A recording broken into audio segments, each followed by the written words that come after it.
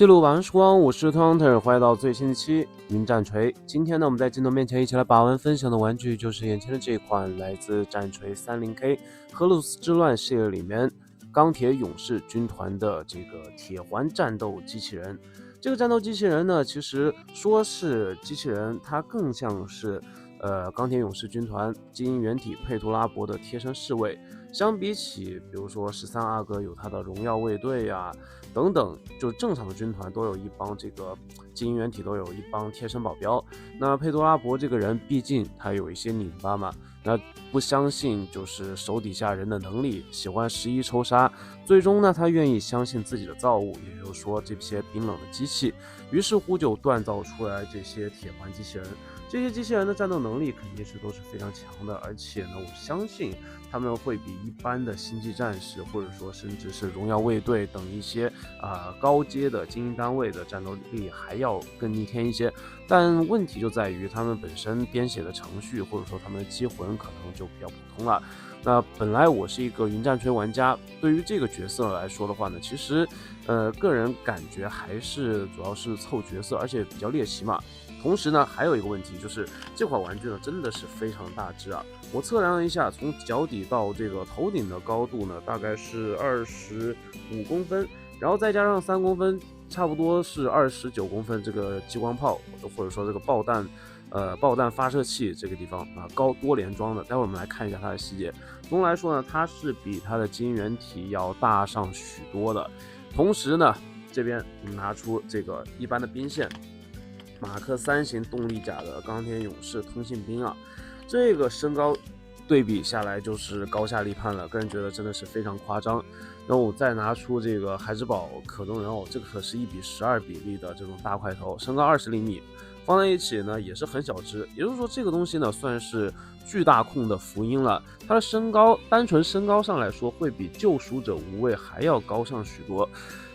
如果说一般的铸铁无畏的话呢，可能只加上炮管，可能只到他胸口的位置，绝对是在暗元1比18比例的这个战锤线里面非常高大威猛的一个存在了。接下来呢，我们还是惯例的在镜头面前360的手动旋转一下这款机体。那首先呢，我这边是把它的腿部液压杆完全拉伸伸直的这个状态。当然呢，你想让它作为一个待机状态，多多少少应该是让它的整个活塞或者说关节不那么紧绷了。待会儿我们来看一下它的关节设计的一些细节。然后这一面这个钢铁勇士这个警示标志，这个大盾呢，反正我觉得还是非常亮眼的，让我想起 EVA 里面这个0号机所拿的这个大盾。虽然形象不一样，但是这个防御力还有整体的这个厚重感啊，你看这个塑料件用的这个厚度，外和内的这个颜色的分布，都让我觉得这个整个盾牌的防御力非常的惊人。然后这边的这个动力爪呢，还是给予了一个这个管线提供能量。背面的话呢，也是有一些类似于这种能量舱啊之类的这个东西，还有各种管线的刻画。待会儿我们会看到这个液压管是真实的去做了一定程度的可动和联动，还是非常有意思的。然后看到另外一侧呢，就是巨大的一个动力锤。虽然这边没有做出伸缩功能啊，而且这个齿位看起来比较肉，我真的是觉得比较可惜啊。毕竟这么大个尺寸，多多少少应该能够做出一点机关。然后这个动力锤这个地方呢，也有一些细节的刻画，上面有一个绿色的金属绿的宝石，或者说是一个类似于指示灯一样的这个存在，反正看起来挺霸气的。这款这个自动机器人呢，其实整体来说，它的这个涂装风格和佩图拉伯还有他们的兵线高度统一，在这个银色的，就是钛银色的这个基础上，加了一些这个金色的元素在里面。整体的观感呢，它仿佛它的肩甲看起来非常像这个30K 时代常用的铁骑型终结者。但是呢，在这个身形方面呢，又完全机械化了，无论是这些兜裆部啊，还有一些东西呢，全部都巨大化了，整体的观感还是非常之震撼的。不禁让我还是想把这个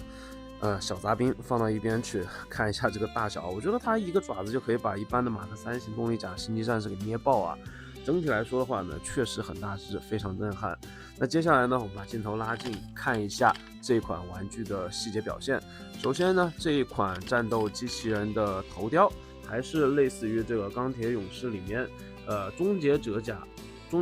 战士里面的一些头盔，算是一个非常写实的骷髅脸。同时呢，它这个骷髅脸也跟它的钢铁勇士的这个战斗 logo一边是类似于机械教的这个齿轮嘛，然后另外一边是钢铁勇士的这个 logo， 那几乎是非常匹配的。然后这边呢也是写了他们的这个军团的编号，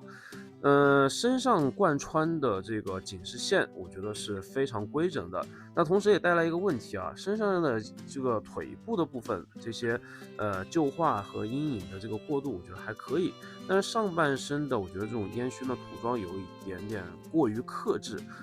反正有点这款战斗机甲呢，还是有些太干净了。包括刚才说的这个锤子的部分是比较肉的，盾牌方面也是有做出一定程度的烟熏和阴影的涂装，但是整体的这个涂装的量也是比较克制。顺带一提啊，这款大盾是可以通过旋转，然后把它拆卸下来，只不过非常的紧。这边就不耽误大家时间，直接看这个里面的内构非常复杂的一些这个排风扇啊，一些管线在这边，然后同时呢有一根这个导管接在它的这个背部。接下来呢，我们来看一下这款玩具的可动性，把镜头稍微拉远一丢丢。首先大家比较关心的头雕旋转、抬头、低头幅度都不算特别大。旋转的话呢，左右侧头呢大概是就只能做到这样一个程度，大概就是30度左右的水平头后面有做出管线的刻画，但是往里面看的话，应该是没有连到内侧的，只是一个造型。但是这样依旧是让这颗头比较难以转动。抬头低头幅度大概也就15到30度之间的一个水平就只有这样一个程度，比较可惜。肩膀的部分设计其实是跟这个终结者甲是一样的，它是一个2段的铰链，但是很可惜它不能进行旋转，所以说在调整的时候大家一定不要因为它的关节比较紧实就过于放心的去乱掰然后肩关节它是一个球头的这个设计，但是里面是做了这个齿轮，大家可以听一下，算是咔吱作响的，而且非常的稳，拿着他自己的这个锤子摇摇晃晃也不会有任何的位移。手肘的这个部分呢，也都是做了这个齿轮关节，反正是这个齿轮很强。然后二头肌的这个旋转阻尼感也是非常够的。同时呢，它这边还做了一定程度的这个蝴蝶关节拉伸，类似于传统的这个星际战士一样的结构，但是这个地方呢拉伸的大小比较小，而且会跟自己肩部的这个凸起的零件干涉到，稍微有些可惜不过问题不大。这个大号雷霆锤的部分呢，也做出了一个活塞铰链，可以进行前后的姿态的调整。同时呢，这个手腕的部分或者说它小臂的部分可以进行旋转。然后另外一侧呢其实是一样的，然后这边的这个爪子我们看一下，爪子做出了3指的可动爪，根部可以旋转，然后另外2边呢是2段的可动，根部1段，然后前面的指尖1段，可以做到抓取或者说握住一些敌人头颅这样的动作，反正是很轻松就能做到的。胸腰关节我们简单来看一下，挺胸幅度不大，弯腰幅度一点点。左右侧腰的时候，其实这边的这个活塞它其实没有太多的这个联动，但是它还是做了，你可以看到这边的这个小活塞还是可以动的，这一点给个好评根部的这个地方有做旋转，然后这边腰身的这个旋转我个人觉得是稍微有些松的，不过也无伤大雅，至少不会大风车，还行。大腿根部呢它是没有下拉，看一下这个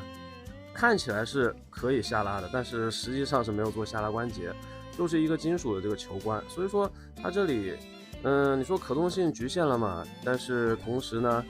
也是提供了一定程度的稳定性有利有弊吧，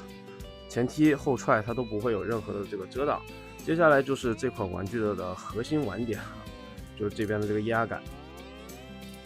膝盖部分2根大的液压杆可以进行联动，很好玩。然后这个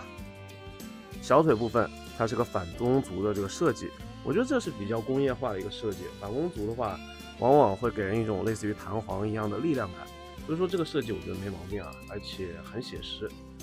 但是脚板这个地方呢，球形关节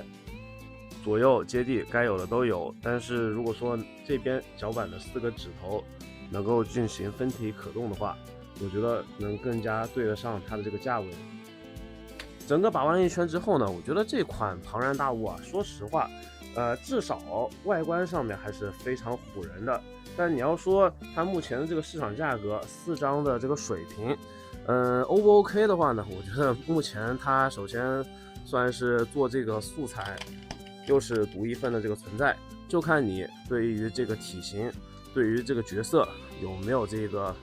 感情，或者说想不想给自己的痞老板，然后去把这个战队给补齐，又多添一名这个钢铁勇士的这个单位啊。那整体来说呢，作为一款玩具来说，还是非常不错的啊。刚才忘记提了，这个机关炮可以旋转，整个可动性呢也给的比较够，同时呢也比较高大威猛。如果说你拥有了佩图拉伯的话呢，把它的这个精英子4和它的这个战斗自动骑兵铁环机器人放在一起的话呢，肯定是非常壮观。那今天因为时间有限，我就没有都摆出来了。所以说呢，这款玩具10分满分的话，我会给到一个7分左右的分数。扣分的点呢，依旧还是涂装，还有一些小的可动位，比如说这个髋关节，如果能设计的更优秀一点的话，我觉得算是